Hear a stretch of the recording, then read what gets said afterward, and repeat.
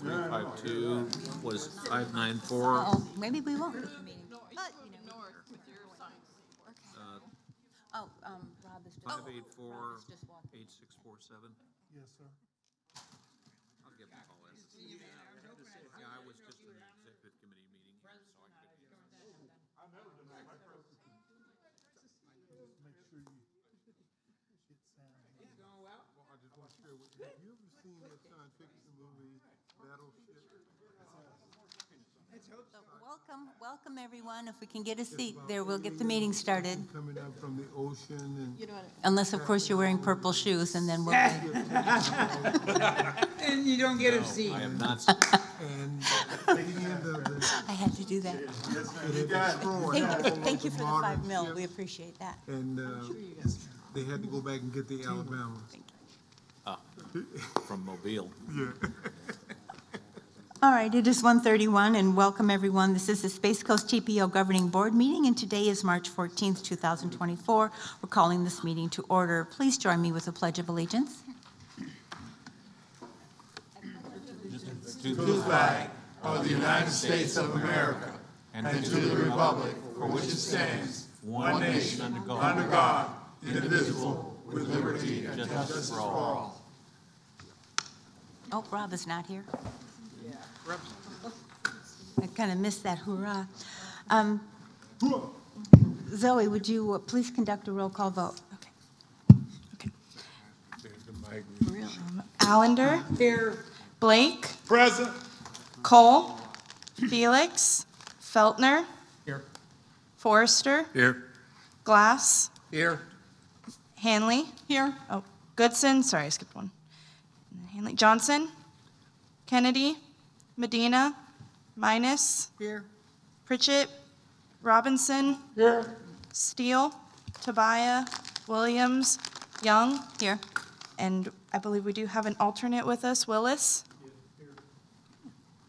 And we have quorum. Thank you, and we have a quorum. Thank you very much. Barely. Barely, yes. Anyone wishing to make a comment on an item not on the agenda should complete a speaker card. Do we have any items? All right. Anyone wishing to comment on an item not on the agenda, you please fill out a speaker card and give it to a member of staff, and you'll be called on when the item is discussed. We'll go now to item 3 for reports. Georgiana? Thank you, Madam Chair. Good afternoon, members. The final week of the 2024 legislative session is officially over. The 24-25 state budget, which amounts to $117.46 billion, was passed by the House and the Senate. And of course, the governor has 15 days from the date he receives the budget to sign and exercise any line item vetoes that he chooses. There were 2 local member projects or appropriations in the budget that are related to transportation, and one of them is the Melbourne-Orlando International Airport Operations Center for $5 million. And then the second one is the Ellis Road Widening Project. Pre-construction activities, yes, very exciting, $5.7 million, and this is for clearing and grubbing to facilitate the early utility relocation, which is going to be very important as we continue to get full funding for the construction of Ellis in fiscal year 26, which is where we do have a shortfall. But this clearing and grubbing funding will be very important to kind of keep this project on schedule. So thank you very much for those of you that supported that. There were over 170 member projects that survived the session, resulting in a total of $387.1 million. So very good. My understanding is that the majority, a lot of the funding came out of general revenue, which is really good, and that some of the funding came out of the State Transportation Trust Fund dollars, which I'm not sure that we fully understand that yet, because of course you know that the funds out of the State Transportation Trust Fund, that funding is already accounted for. That's not new money. But still, I think this is great news for Brevard County, so very happy about that. At your place, you have a final 2024 legislative session primary bill tracking spreadsheet, and Both highlighted in green are the bills that passed. There's your copy, Madam Chair. Both the FDOT and the industry transportation bills passed. Neither bill that would have had major impacts to MPOs and MPOAC. Of course, that was House Bill 7042 and Senate Bill 1032. Neither one of those bills survived session. So that's good news there. So the spreadsheet was sent out electronically, so that is there for your information. If you have any questions, just let me know. At the next MPOAC meeting in April, we'll be discussing those in more detail, and we can bring you any updates. Also in your package, we have the April and May Public Outreach and Engagement Report. And so it just lets you know where we're going to be out in the public, what we're going to be discussing for the next couple of months. Also at your place, you have the 2023 annual report, and so we're very proud of this, which goes over all the things that the different plans and programs that we've been working on for 2023. Also, I want to recognize Councilmember Don Willis is a newly MPOAC Weekend Institute graduate. So congratulations to him. And I think we were talking, he was talking that telling me that he fully enjoyed it. And he may want to share some information related to that here shortly. The last item, but certainly not the least, and I think the most exciting news regarding transportation for our county is the official announcement from Brightline to begin the formal process to develop a station in Cocoa. Yes, ma'am. Yes, yes. Is it Cocoa proper, or is it Cocoa in the county? Mimi, you know that answers that question, ma'am. Cocoa in the county, huh? Not in the county. So, We have parts in the county, but no, ma'am. Yes, so very exciting news. Our goal all along was to increase regional connections. We're moving people safely and efficiently throughout Florida, and it's also to provide transportation choices. And, for those of you that knew Bob Comm, my predecessor, he began working on this well over a decade ago when it was called All Aboard Florida, and really began to build those relationships with the company. And over the years, we have continued that and cultivated it. It's important to us. We always believed in what the company was doing, and we couldn't be more excited. But I will say that I think the work is just beginning. We have to, it's a time where we really do need to come together as a community as we develop our financial plan. So, Mayor Blake, I don't know, before I just want to say thank you for your leadership from Cocoa and Commissioner Steele and the County Commission as we are starting to work together, and all that you have done. It is very appreciative, very much so. So, sir, you may want to say something. Thank you, Madam Executive Director Gillette, ma'am. On behalf of the great city of Cocoa, I want to say thank you to each and every municipality and our county commissioners too, because you make the dream work. We're working collectively as a unity. As the last 5 letters in the word community is unity. And we as a whole, as Bavardians, we will all benefit from this. So from our illustrious industrial city manager, Stockton Whitten, and staff, and council members too as well, we want to say thank you very much for your commitment and dedication. Because 1 is a lonely number, so we're going to bring everyone in the loop, because everyone runs in circles.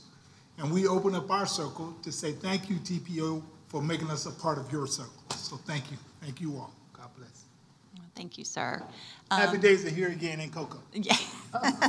All aboard. Yes, for Brevard County. Councilmember Willis, did you want to say anything about the Institute? I just wanted to thank the State SCTPO for allowing me the opportunity. It was very, very informative, very instructional. It was not as well attended as I anticipated it to be, but it was very, very helpful, very informative. And I think we all need to broaden our horizons in the job that we do beyond just our council meetings and commission meetings. So I appreciate it. Thank you very much. One of the most beneficial things was that I got a dictionary on acronyms. I didn't realize that you could manipulate the alphabet quite so much, so thank you. All right. Madam Chair, that concludes my report. Thank you. And the Technical and Citizens Advisory Committee report, Georgiana? Yes, the TACCAC met on Monday, and in your package you have the draft meeting minutes from February 5th, as well as the TACCAC attendance record, if you would like to take a look at that. And you also have a summary of actions at your place from Monday's meeting. And that concludes my report. All right, thank you. The Bicycle, Pedestrian, and Trails Advisory Committee, Sarah? All right, good afternoon. Sarah Crom, Senior Transportation Planner. The Bicycle, Pedestrian, Trails Advisory Committee met on February 26th. We conducted a strategic visioning workshop to create a strategic plan based off of your strategic plan for them, as well as also they approved the transmittal of a letter to the Office of Greenways and Trails, Florida Greenways and Trails Council, as they are statutorily required to rank all Sun Trails trails, and they are currently in that process. And so we sent a letter requesting that our 3 Sun Trail trails remain on the top of the priority list. The Southern Brevard Trails Master Plan Working Group had their first meeting, as well as also the North Merritt Island Pioneer Trail Feasibility Study. We have received the grant agreement and issued a notice to proceed for that project. And then our next bike ped focus project will be a Dixon Boulevard complete street analysis that we're currently scoping. And that concludes my report. Thank you. Thank you, Sarah. Next is Transportation Disadvantaged Local Coordinating Board, Terry. Good afternoon, everyone. Terry Gordon, Space Coast Area Transit Director. The local coordinating board met on February 12th. Items of significance that took place were the annual approval of the grievance procedures for the LCB. The appointments of 2 new members for the grievance committee were approved as a result of members rolling off the board. The annual approval of the bylaws per policy, and the approval of the 2023 Community Transportation Coordinator Evaluation, which is done by the TPO, by Debbie Flynn in particular, and thanks for giving us good marks. But once again, thank you. The last item that was on the agenda was we had a stakeholder meeting for members of the LCB to give inputs on the upcoming TDP that is in process right now. Our next meeting is scheduled for May 13th of 24. And that is the conclusion of my report. Thank you, Terry. Thank you. And next is the Florida Department of Transportation report. Chuck Coperno. Thank you.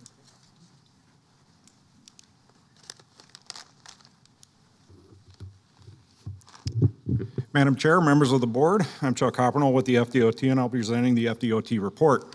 Before I begin with project updates, I'd like to present changes to the construction report format.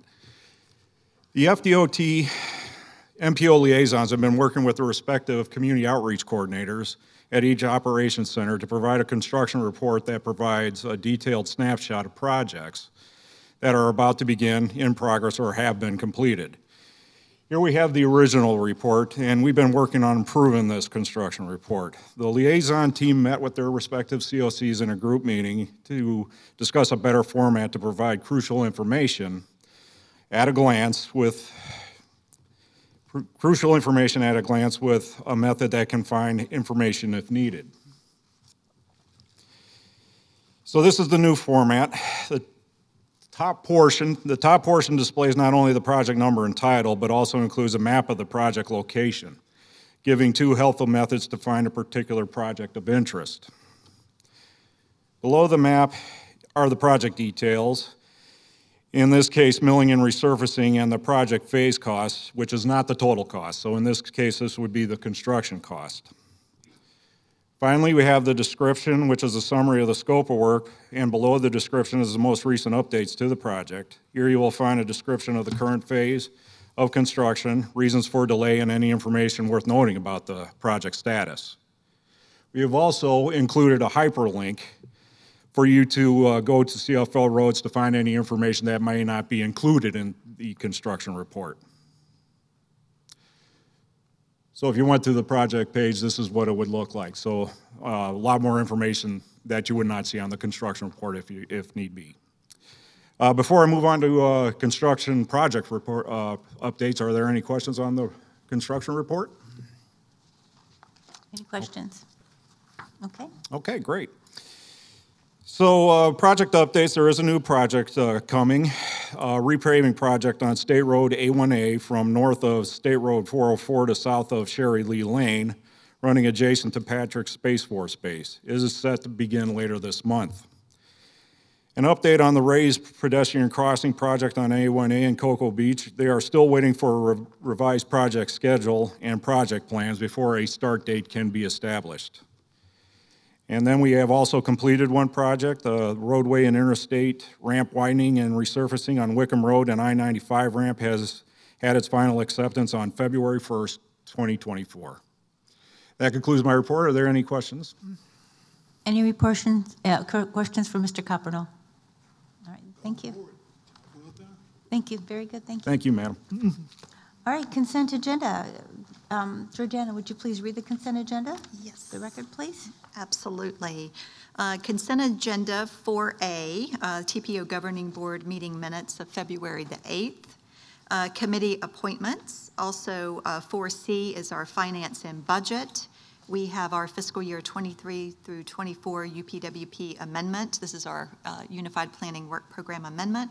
Fiscal year 24 operating budget amendment.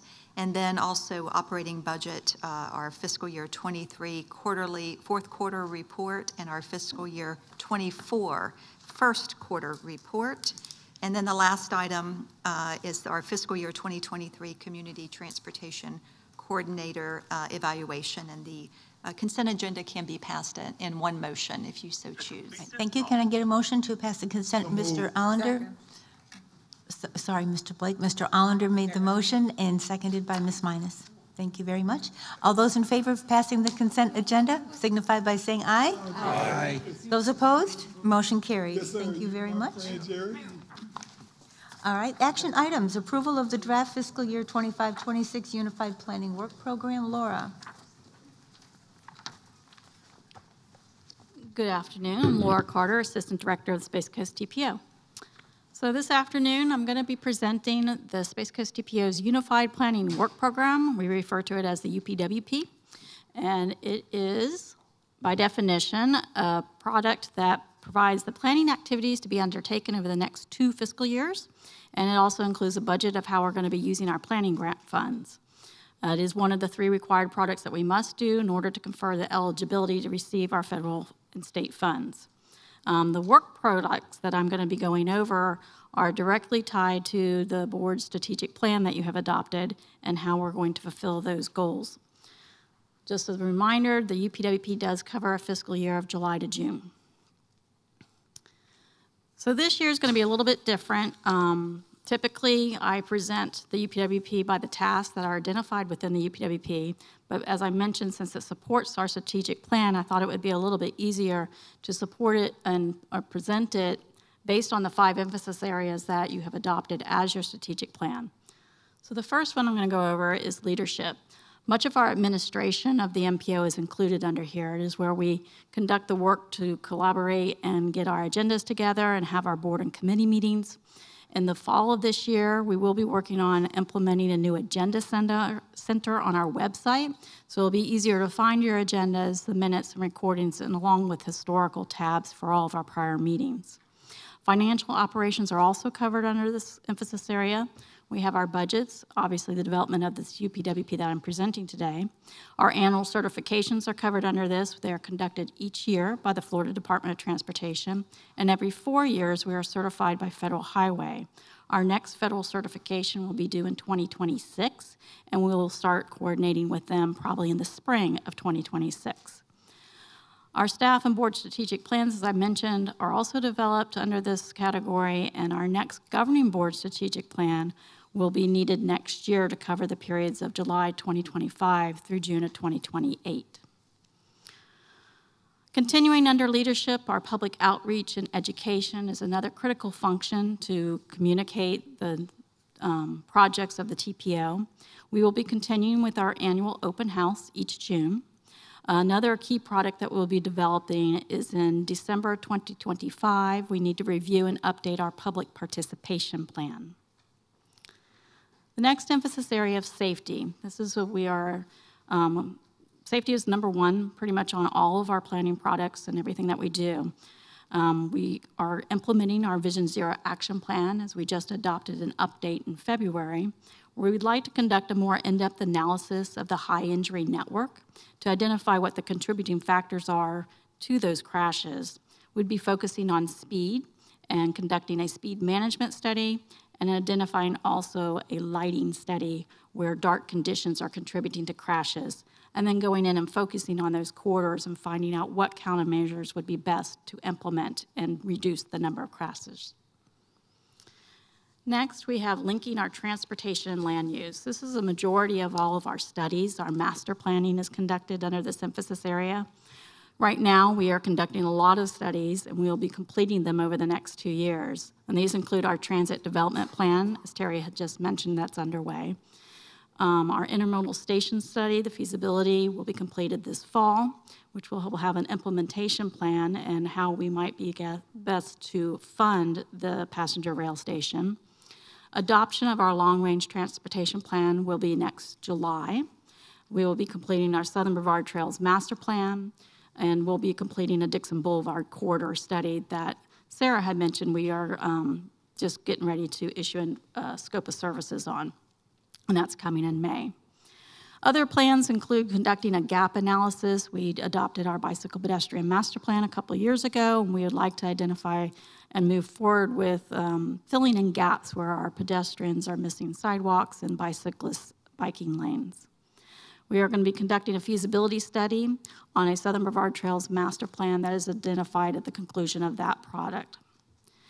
The mobility on demand study that we'll be doing, or is actually underway, we would like to pick one of the mobility on demand areas and do a pilot project, and that would be coming in the next couple of years. We'll continue working on project priorities, and this fall we will be presenting a new context classification and level of service methodology that the Florida Department of Transportation has already undertaken and is utilizing. Next, in the resiliency and sustainability, this is the implementation of our master plan. We would like to take the master plan and conduct further analysis, identify in the plan of the vulnerable corridors, and determine the best approach to solutions to make those corridors more resilient. Lastly, our technology and data.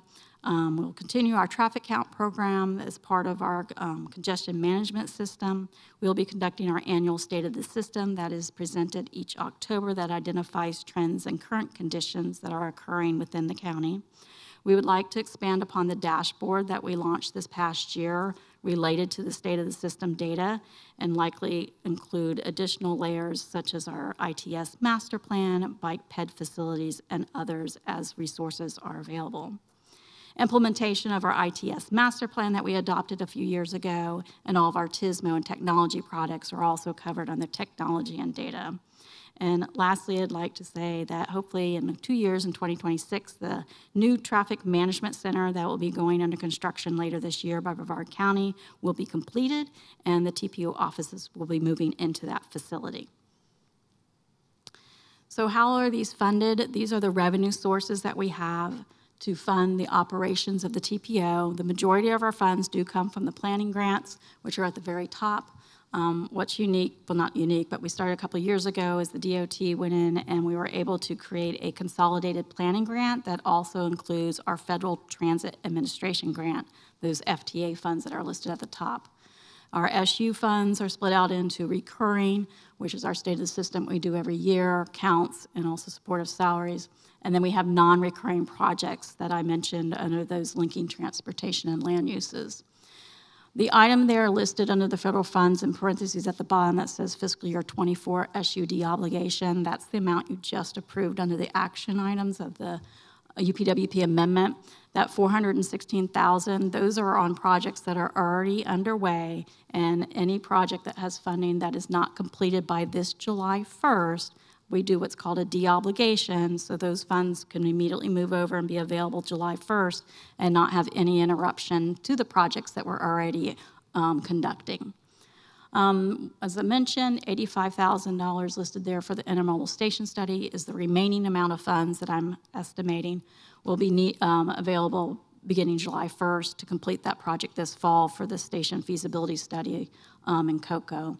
And we're just underway with the North Merritt Island Pioneer Trail, and we have transportation disadvantaged funds. Those funds directly support the operations and administration of the TDLCB, and those are passed through the Space Coast Area Transit. The Brevard County funding that you see there of $12,500 is 100% utilized for the collection of traffic counts. We collected over 500 locations per year. That program is $60,000 to $75,000, and we utilize $12,000 of the county's funds. Taking the revenue, this is how it is split out under expenditures. Salary and benefits are at the top. The second largest is our consultant services to manage and complete all the products that we've identified. And you can see the other ones are just general travel to attend conferences, continue with professional development, attending the MPOAC Institute. We do cover those costs for any member wishing to attend. We have a required single audit that's done every year. And then we had miscellaneous operating equipment and the TDLCB again. The operating in the second year is increasing. I imagine that to go up even more. That is directly related to us moving to the TMC. We don't know exactly what kind of furniture we're going to be needing. So as that comes to fruition and identifying what we exactly need, that will be adjusted as needed. So the schedule is tomorrow. I would like to transmit the UPWP to all the reviewing agencies and make it available for the public to provide comment for the next 30 days. Then I'll take those comments, we'll make any edits that are necessary, bring it back in May for approval, and then immediately transmit it to the Florida Department of Transportation for the review and Federal Highway to have it effective July 1st. So today, just basically asking for your permission to go ahead and transmit the draft, and if you have any comments or questions, I'd be happy to answer them. Madam Chair. Yes, Mr. Forrester. Authorize the transmittal of the draft. Second. Motion by Mr. Forrester, second by Ms. Minus. All those in favor of the authorization signify by saying aye. Aye. Those opposed signify by saying nay. Motion carries. Thank you very much. It was an excellent report, Laura. Thank you.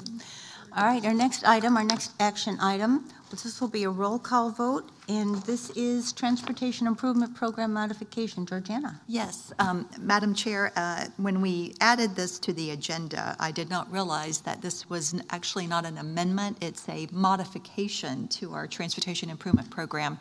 So it really doesn't require formal approval or a roll call vote. So that was a mistake on my part. So this is just for your informational purposes. It's the amendment is an adjustment of funding for 2 transit projects, 5310. It's funding that DOT provides to local transit providers, Space Coast Area Transit, for capital purchases such as buses and other equipment. So a fairly small amount of money in the current year. So this is just for your informational purposes. All right, thank you. So we don't need a motion, we don't need a vote. All right, thank you. The next item then, presentations. Gil Rameriz is going to tell us about emerging trends in transportation.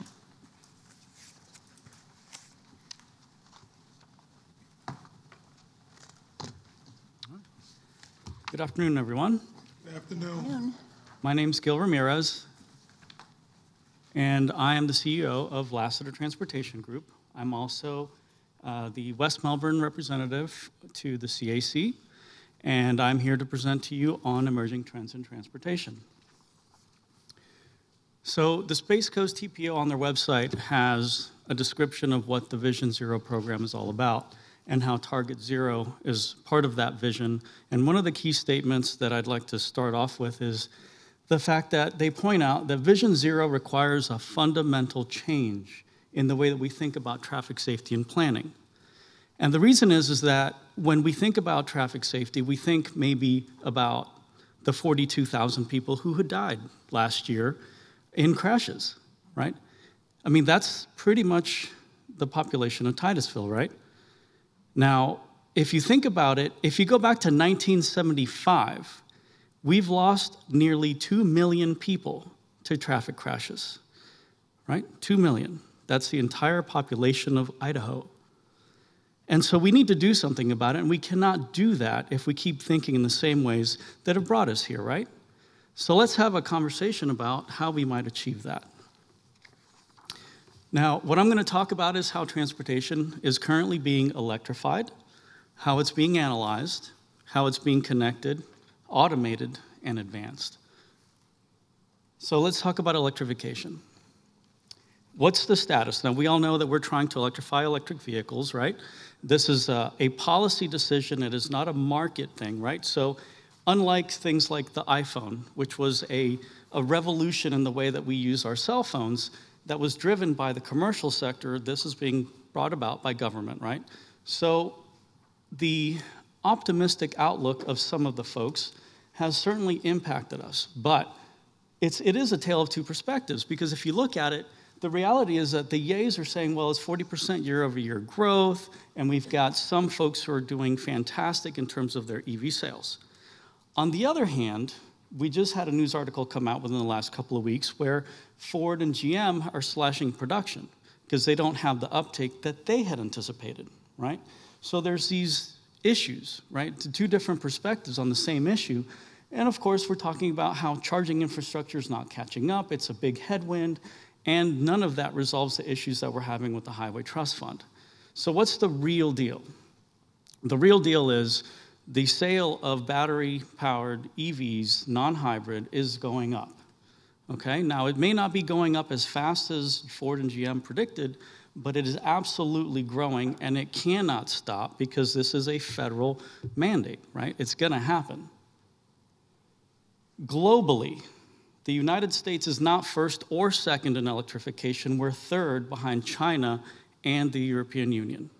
Okay, so globally, you can see their curves are actually exponential, and they are increasing at a higher pace than they may be here in the United States. But we're not going to be left behind. Does it make sense for folks to electrify, to buy electric vehicles? I bought myself, or my wife, a 2023 Kia EV6, and I went ahead and drove it and compared and did the math. This is the real math, right? I spend about $1,400 a year in fuel for my 2018 Ford ICE vehicle, internal combustion engine, and I will spend $372 to drive my wife's car, the same miles, instead. So I'm saving a little about $1,100 a year in fuel, right? Electric vehicles, by the nature of the technology, are more efficient. They use a lot more of the electricity for motion than an ICE vehicle, okay? So no matter what, there's an efficiency that occurs. Now, that doesn't do anything to resolve the issue of range anxiety. This is a term that folks have coined, owners of EVs, where you have to go somewhere and you have to charge, and you're not sure whether you're going to be able to do that or not. So what are we doing about it?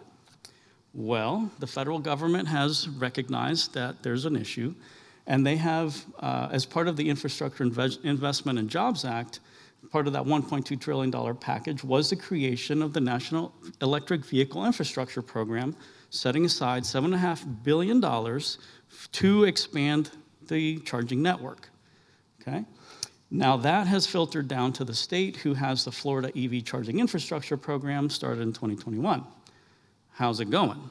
Well, if you look at the map, this is a map of all the different kinds of charging stations in the state right now. And you can see that there's quite a few of them on the coast, right? They're centered around our urban cores. And the EV Charging Infrastructure Program is helping to push that. But so are public utilities like FP&L. Many of those blue dots on that graph, or the multicolored ones, are actually FP&L built EV stations. Okay? And they're not the only ones, because your public utilities can build these things, charge for the electricity, and they take that money and reinvest it to continue expanding the network and creating the infrastructure necessary to power it, right? But it's also not the end, because obviously we have folks like Tesla and Mercedes, and they're all out there building their own charging stations, right? So there's public-private partnerships occurring all over the state right now, right? And the OEMs like Tesla, who recently announced that they're expanding and opening up their network, will allow any EV to charge at their stations as long as they have the right infrastructure. So by the end of the year, my Kia will be able to charge at a Tesla station, right? So how's the DOT doing this? They've got a program, and it's got a bunch of criteria in it that's been passed down from the federal highway, and their goal is to fill in where the utilities and our private partners are not interested in going, right? Your rest areas, I think the program says you have to be less than 50 miles apart, you have to be centered off of a highway. You know, they're trying to get out there to help the rural folks, the underserved communities in terms of charging, and starting to put charging stations in those locations to fill that map. But the real deal is going to be when this happens. Within the last couple months, Toyota, Amsera, and a consortium of Chinese companies have announced that they have working solid-state batteries. And Toyota is saying that within about 5 years, maybe 4 years, they're going to have the first solid-state batteries in their car. That battery is going to more than double the range of current batteries, and they're going to have the same charging time. So a 10-minute max charging for a 900-mile battery, which most of us will never use, right? Maybe you can cut that in half and get a 5-minute charge. And now all of a sudden, we're starting to challenge the big benefit of having an ICE vehicle, which is you can refill within 5 minutes, right? So they're starting to get competitive, and this is just the beginning, right? We are just now starting to implement the first electric solid-state batteries. What's coming next? We don't know. That does not, however, solve the last issue I wanted to touch on, which is funding our transportation network. We all know what's going on with the gas taxes. Well, since 2016, Federal Highway has been working with consortiums of states to develop user-based alternative revenue mechanisms, right? A pay-per-mile model. And all of the little dots centered on that map are pilot projects being started off by these states trying to resolve all of the issues around these various programs, each one being a slightly different variation, a little experiment, trying to make sure that we understand what we're getting into so that at the end of this, we have the right answer because we've tried them all, okay? In addition to that, 33 states have had their own registration fees already put into the state budget, and they're already getting those monies into the state to replenish their gas tax funds. Right, including some that have weight-based fees. All right, moving on. Intelligent transportation systems. This is how we analyze our transportation network.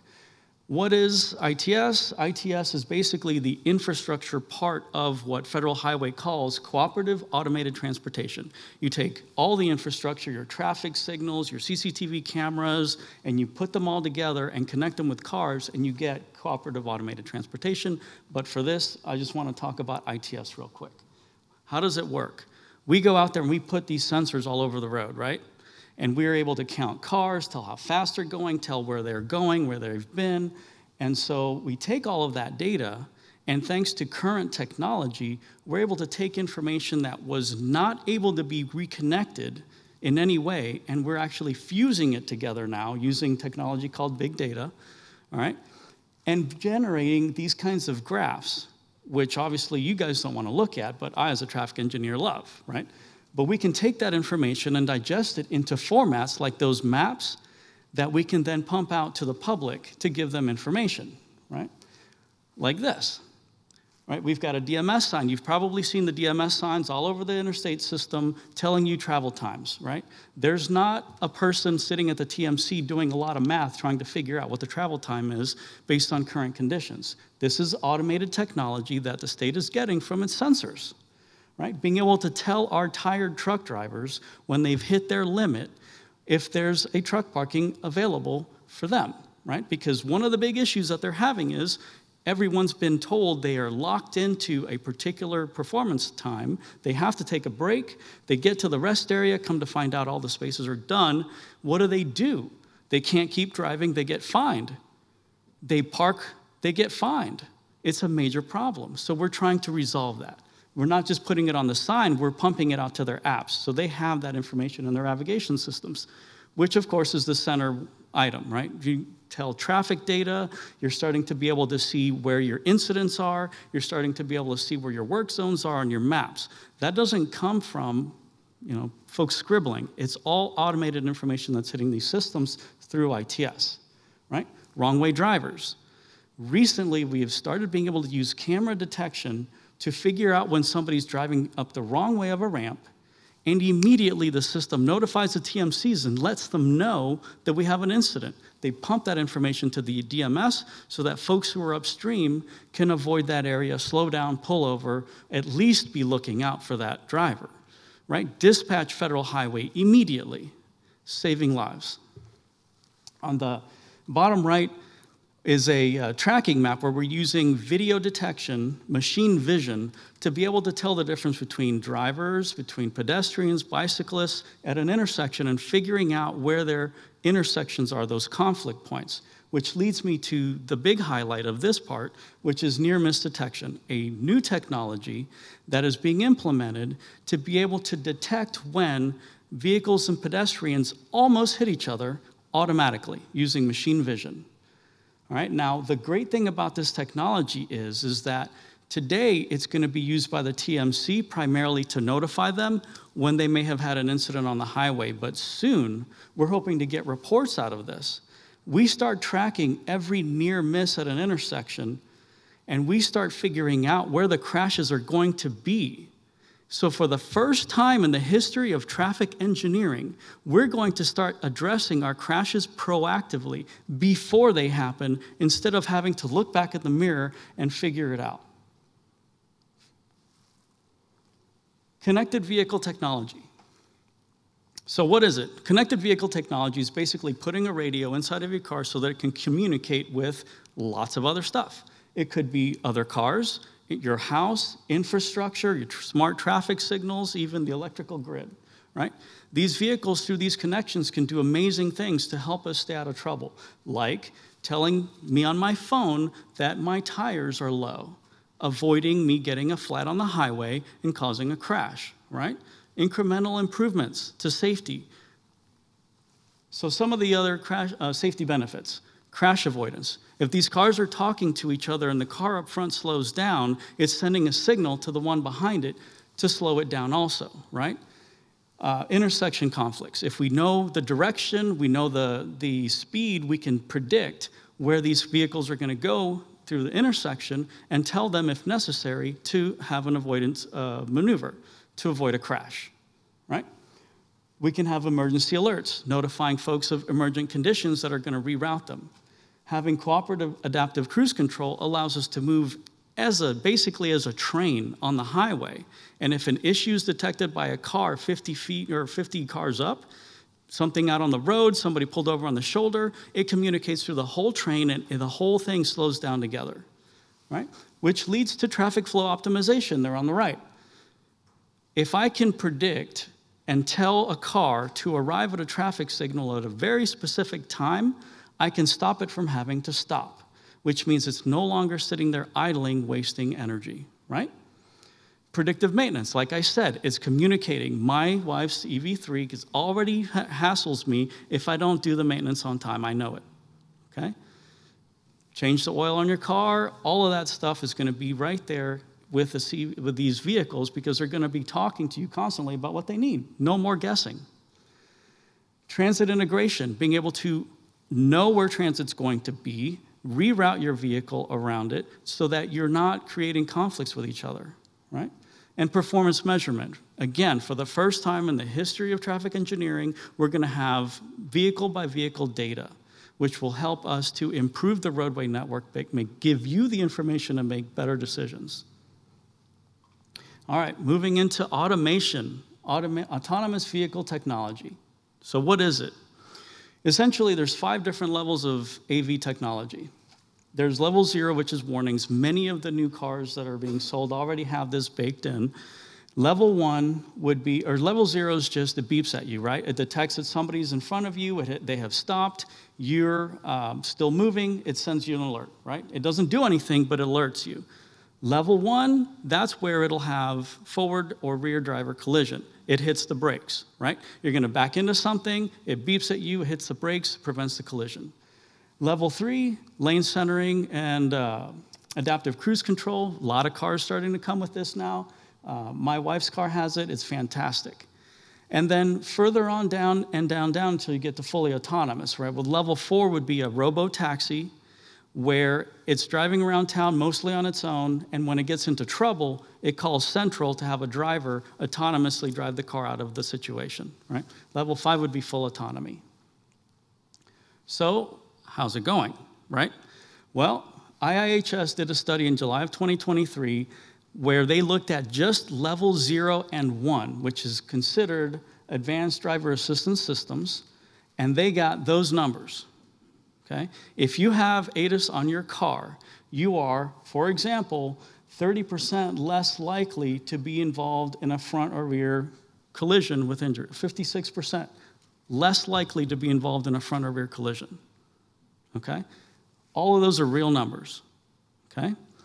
Now, Waymo is a manufacturer of autonomous vehicles who has been doing a lot of pilots throughout the United States, and they recently released their numbers.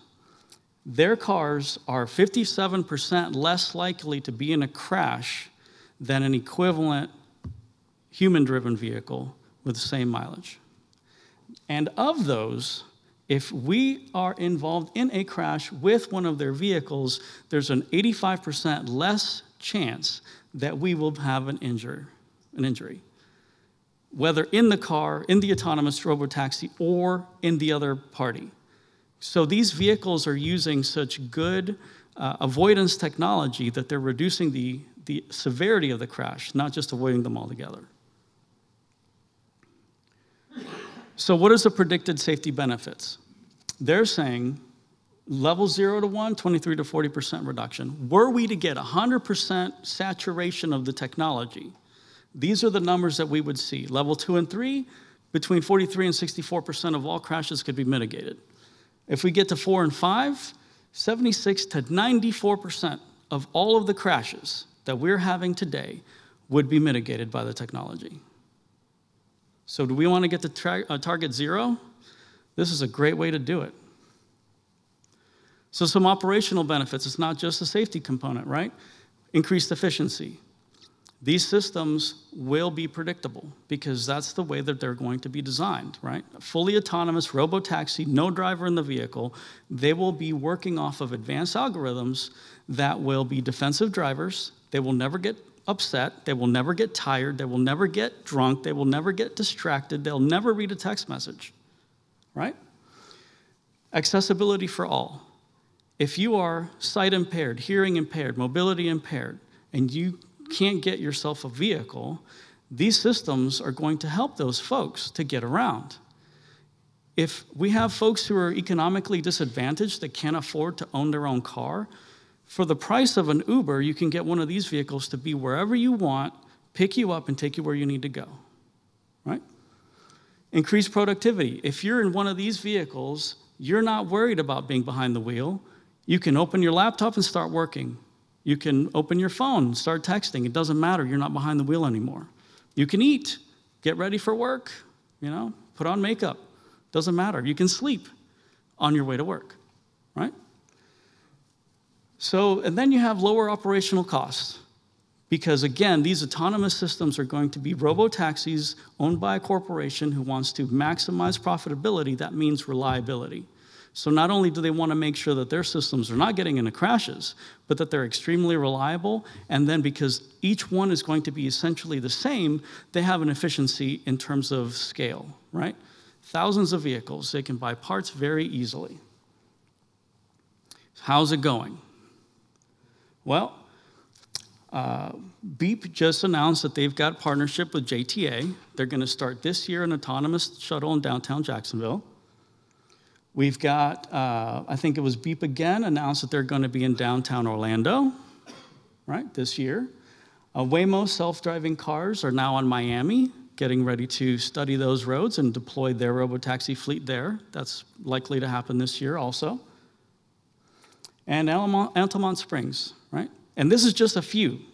That's not all of them. This is a map of all of the projects that the Florida Department of Transportation is affiliated with, not including the ones like Beep and Waymo who are coming in on their own to start deploying their fleets. So it is most definitely coming. This is not pie in the sky. This is not 10 years from now or 20 years from now. This is happening now. Now let's talk about advanced air mobility. AAM is a combination of 5 different technologies. Urban air mobility, which means flying within your urban cores. Regional air mobility from core to core and everywhere in between, right? Public services, getting your EMS folks on site immediately without having to worry about traffic or roads to get there. Cargo transport, your last mile. You've probably heard of Amazon and others who have come in and they've been talking about doing autonomous drones. It's coming. And private recreation. The federal government has implemented rules with the Advanced Air Mobility Coordination and Leadership Act back in 2022, which directed the DOT to create an interagency working group to develop a national strategy for AAM. That pushed down to Florida, to the Florida Department of Transportation that has an aviation office who has already developed a roadmap, standards, and a gap analysis, and published it as part of their final report published in August of last year. Some of the benefits. Obviously, reduced automobile trips, right? And if you have reduced automobile trips, you have reduced congestion immediately, right off the bat, right? Enhanced safety. These systems, at least half of the ones that I have seen that the state is working in partnership are autonomous. The others will have professional pilots who are going to be held to the same FAA standards as everyone else, right? Any other kind of aircraft. And eventually, they will all be fully autonomous. So we will have enhanced safety. Improved connectivity. Think about this technology. Being able to fly at 180 miles an hour from here to Orlando whenever you want for the price of an Uber Black. What could that do, right? Increased accessibility, again, right? Our folks who are mobility impaired, economically impaired, these folks will be able to get around because these systems will benefit from economies of scale, right? Environmental sustainability, part of the AAM program is these systems must use alternative fuels, okay? And so many of them, most of the ones that I have seen are all fully electric, and they will certainly benefit from solid-state batteries, right? And economic growth. When you start interconnecting these urban cores and our rural folks together by these technologies who can go, again, 180, 200 miles an hour, who can lift off and land vertically, what can you do with that, right? But we have challenges, right? These are the challenges that are facing you today. Vertiports, you have to have vertiports in order to be able to bring this technology in. On the right side there is a rendering of a vertiport in the Orlando International Airport, right next to the Brightline terminal, right, your rail terminal. So you have a massive multimodal hub right there that they're already planning for. FAA has provided us with vertiport design standards for us to look at, right? And there's Senate Bill 4246, the AIM Act, which is setting aside $25 million for the TPO and local agencies like ours to be able to go and start planning for vertiports. Eventually, there's a possibility that could also help fund the vertiports, okay? FAA's already announced that they have worked with one of the major AAM manufacturers to revise their standards for their certifications, and they're on the verge, okay? It's on the verge of happening. And they're working also on air traffic integration. Now, these systems will not fly in the same corridors as your jumbo jets and all that. It's going to be a completely different area dedicated to AAM, but obviously when you're talking about bringing new vehicles into an airport, there's got to be air traffic control. It has to be very safe. So we're working on that. How's it going? Well, China has already had their very first fully autonomous paid flight, right? So they're already getting these systems up and off the ground. They're already starting to use them commercially, not testing them, using them. Here we have the City of Orlando Vertiport approval document. And Chapter 58 of the Land Development Code of Orlando is about vertiports. They've had it in place since 2019, and their master plan states that the Space Coast is a key area they would like to be connected to. They're already planning for it. How could you not? We have Kennedy Space Center, the port, Melbourne Airport. Absolutely, they're going to want to come here. Miami has now, or Miami-Dade TPO has incorporated vertiports in their long-range plan. It's in their LRTP.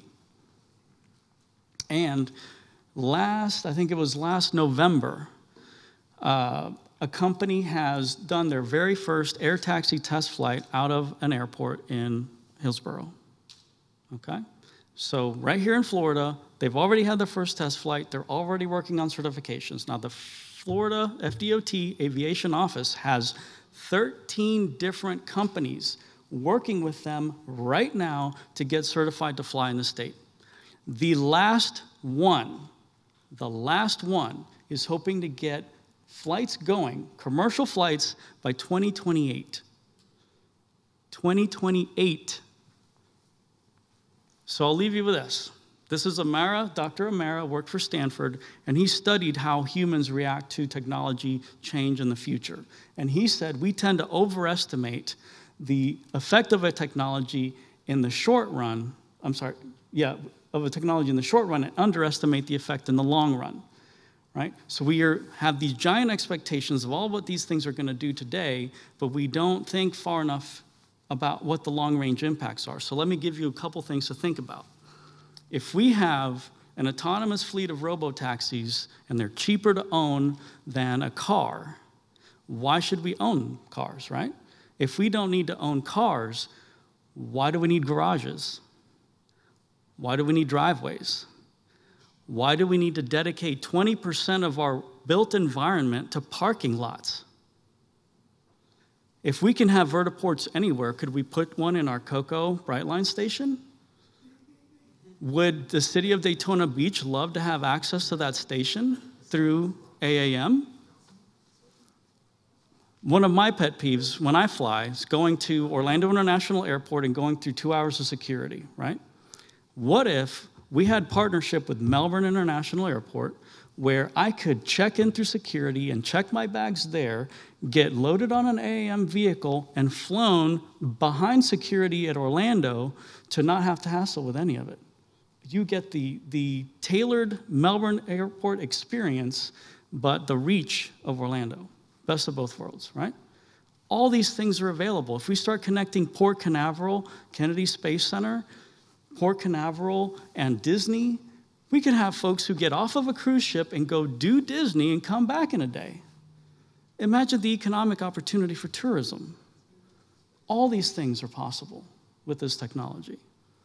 It's up to us to make it happen. All right. That was excellent, absolutely excellent. Are you taking any questions? Yeah. Or comments? Yeah, Questions, comments? Yes, Mayor Blake. What is the seating capacity for the air mobility? Right now, the majority of vehicles are designed for about 6 to 8 passengers, including the pilot. 6 to 8 is right now what they're working on. Do you have a plan on how to get people out of their cars? Because, you know, we like our independence in our cars. Stop at the grocery store, go pick up the kids, that sort of thing.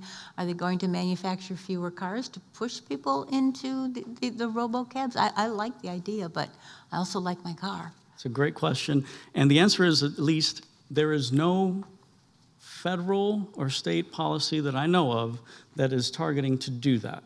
The thought is that by these systems being such an improvement and improving reliability, accessibility, and safety, that they're going to create a market. If I don't have to get insurance for a car because I don't own one, if I don't have to worry about the maintenance, if I don't have to worry about dealing with the ownership of one, right? maybe it makes economic sense, like I showed with electric vehicles, to start using them. And eventually, yes, I'm sure that manufacturers will end up having to phase them out. But there's no plan to force the issue right now. It's going to happen organically, and it's all being driven by a bunch of private companies who are developing the technology because they see it. They see the value proposition, they know the business case, and they know the numbers are going to work. I mean, they're already working. They're in San Francisco, they're in Phoenix, getting ready to be in Miami. They're all over the place. I mean, we don't know it because they're not here, but there are a lot of deployments throughout the nation and the world that are successful. All right, thank you. Yes, Mr. Willis. Will your presentation be available?